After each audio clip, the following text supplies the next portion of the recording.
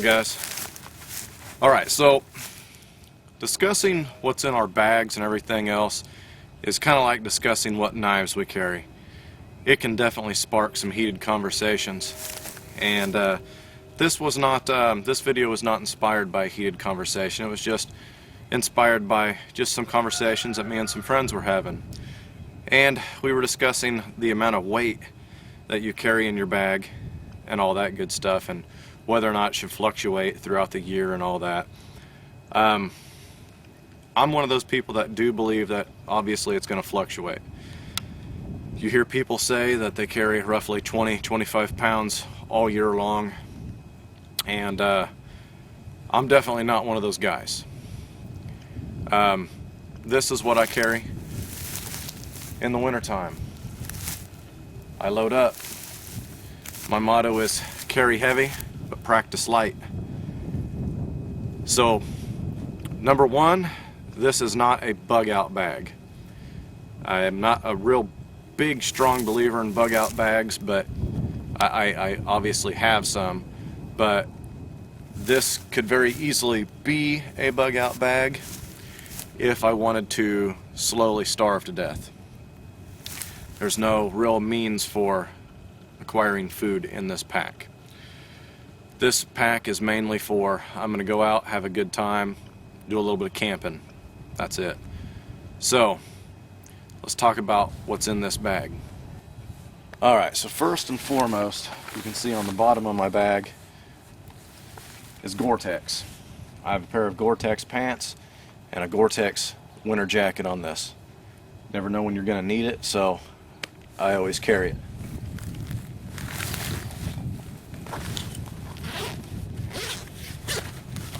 Inside is a watertight bag here. It's a waterproof bag, and this is actually my dry tinder bag. As I'm camping, hunting, whatever, if I come across a nice dry tinder, I put it in this bag for a rainy day. You know, I don't want to search for dry tinder when it's raining or snowy out or anything like that. I keep it with me. Alright, so now not only do I keep, you know, just regular old dry tinder in this, you know, I got some innards of cottonwood, some stuff impregnated in there, flash tinder of cattail, all that good stuff. I also have some sticks of fat wood in there. And then I also keep a tin, and in this tin is some Maya shavings and some fat wood shavings. So, or excuse me, Maya dust and fat wood shavings. This stuff is, well, most of you guys know is awesome. But, as you've heard me say 100 times, I live in Kansas, so that stuff is not readily available to me. So I definitely keep that stuff with me in my dry tinder bag. Now the other main part of this bag that's bulky is I keep a complete change of clothes with me. And they are in this dry bag here. I'm not going to open this up, but in here I keep an extra pair of pants. I keep some polypros. I keep a polyester jacket. I have a pair of GI finger trigger gloves, a wool hat, and a wool scarf. I always keep everything in dry bags. Again, you just never know when it's going to get wet or if you're going to fall into a creek or something else. So it's just a good idea to carry everything in a dry bag. Other than that, you can see that pretty much cleaned out the entire inside portion of my bag. I just don't carry a lot of unnecessary stuff. Now, I keep some emergency stuff in here, of course, you know, some things for, you know, emergency warming your hands or toes, and, you know, I have a Mylar blanket in here, some trash bags, but nothing too extreme. On the front side here, you know, I'll keep some, you know, flashlights, some headlamps, extra batteries. Here's a candle, and all that it is just an old tin, and I've just melted down a whole bunch of wax, filled it up, put a wick in there, just a long burning candle, nothing fancy.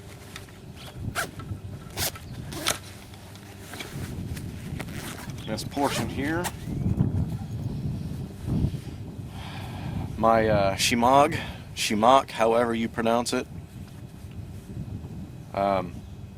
I've become a real big fan of this thing, and what I've been doing here lately is, if I plan on doing an overnight, I will actually take the contents of my dry bag out, and I will actually wrap them in this in a tube fashion and actually use that as a pillow. So I've become a very, very big fan of this thing right here.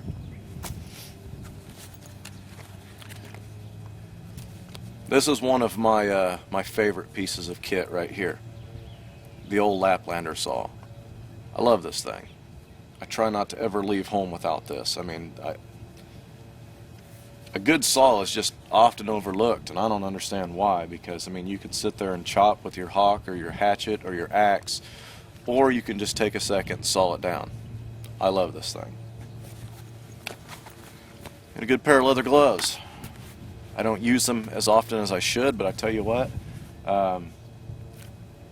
it's definitely going to cut down on injury, cuts, scrapes, all that good stuff.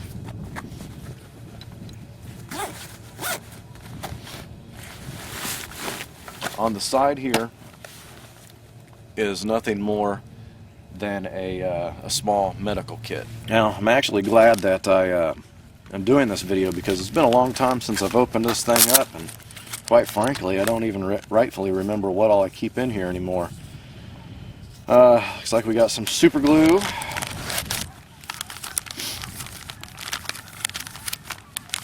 some sterile surgical gloves. Ah yes, the wash rag with some surgical scissors. I like the wash rag just because it's thicker, heavier duty than a cotton bandana, and this is 100% cotton wash rag.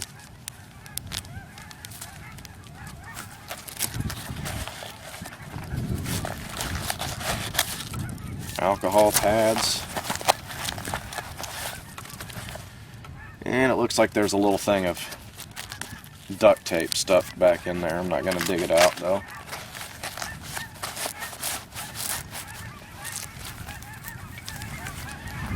Now on one of the sides here,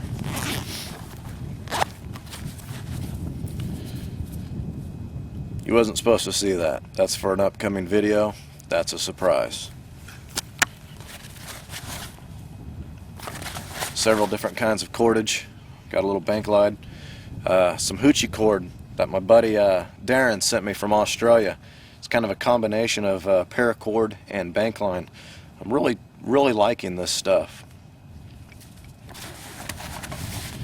And then in the bottom of it, I keep a tin, and this just has some homemade little surefires in there. You guys have seen the video on those surefires, how to make them and all that good stuff. They're pretty much nothing more than a mini inferno.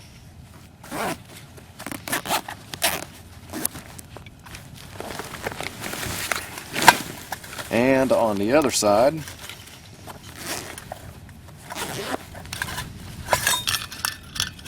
stainless steel bottle, fish bail. Tell you what, when old Dave C showed this for the first time, I tried that out. I really liked it. Thought that was a really good idea. And what a pain in the ass. Okay. And of course a stainless steel cup.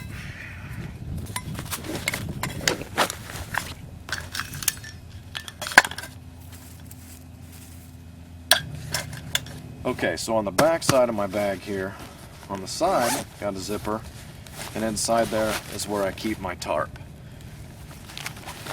It's not a real lightweight tarp. It's just a cheap heavy-duty tarp that you can get at like Menards or something like that. Holds up pretty well, but I keep that in there. Keep, you know, tent stakes, and then I also keep these tarp clips in there as well.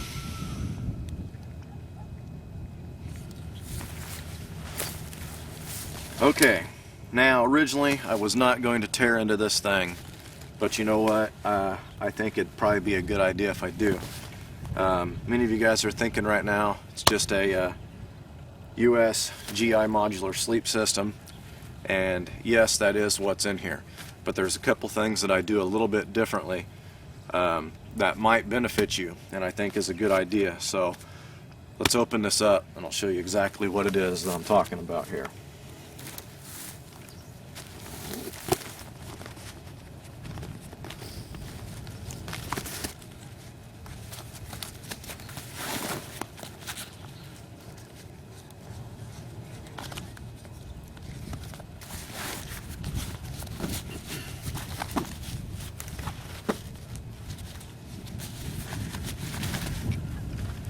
Alright, so we've got all the compression straps loosened and everything else. And this is what I'm talking about. I keep my modular sleep system in a dry bag as well. This is a big 40-liter, and you can fit the entire sleep system in this thing. And at the bottom, I've actually got a military wool blanket in the bottom of this. It is actually a medical wool blanket, so it's bigger than your average military wool blanket, and I'm able to stuff all that in here. The biggest mistake that I see when it comes to the modular sleep systems is people try to get fancy and roll them up and then stuff them in the compression bags or bags like this, and that's where you're making a mistake. Now when you feel how big, thick these things are for the first time, you're going to wonder how in the world you're ever going to get this to compress down into a dry bag like that. And like I said, here is the wool blanket that I use, and it's actually pretty damn thick as well. So let me show you how I get all this in that dry bag. Alright, first things first, I'm just going to make sure that my wool blanket's folded up. Doesn't have to be pretty, just fold it up a little bit, and we're going to stuff it down in the bottom of this dry bag.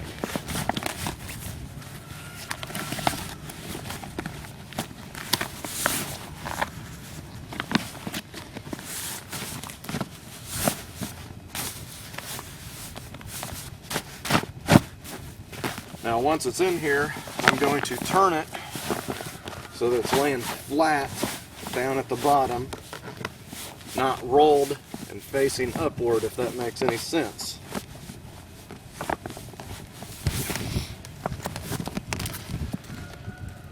That's what I'm talking about.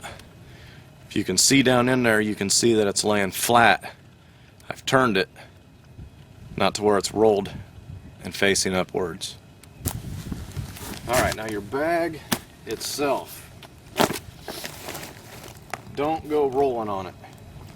When you roll on it, it's strange how it works with a sleeping bag.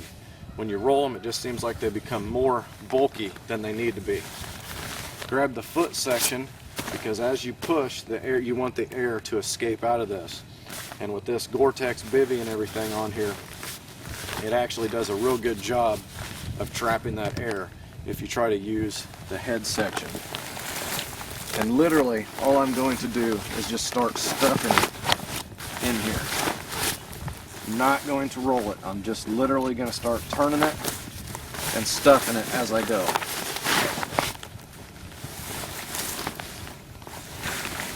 And I'm not saying that this is easy by any stretch of the imagination. This is a big bag, and you're stuffing it into a small bag.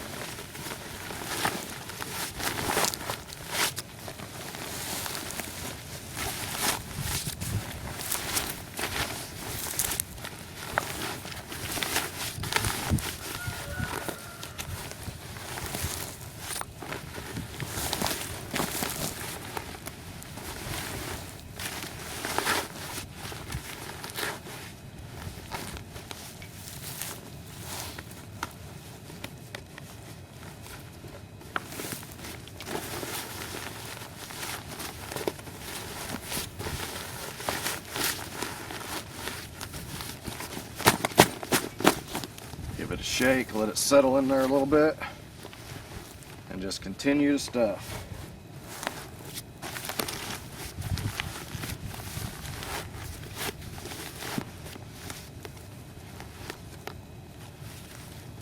Okay, so we've got it in there. Now we've got to get our dry bag to close. So we're just simply going to lean on it, start pressing out some of that air. And if we can press out just enough to get this to fold over at least one time,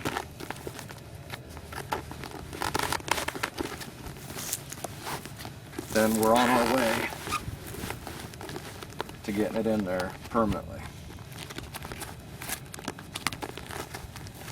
Like I said, this is not easy. Okay, so we got it to where I can get it closed one time. Now when I lean all my weight on it, all that air is pressing out.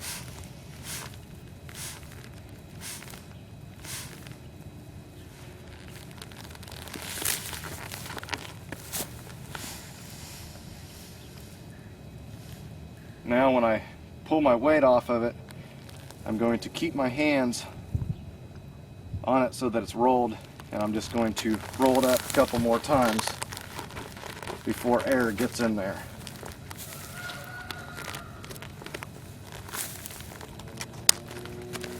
Bring it over just like that. Now you'll notice that before I pulled this thing out, I released all the compression straps. I wanted that bag all the way open. That way that thing would just drop right in there just like that. No problem at all. So now when I close this thing up, not only is this water resistant, but now my sleep system dang sure is not getting wet if it starts raining.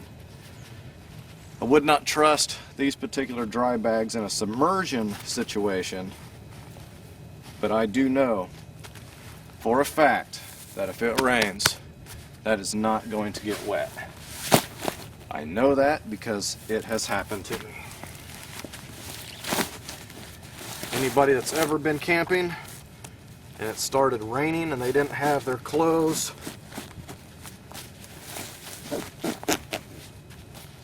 all their warm items in dry bags, I guarantee they went out and got some.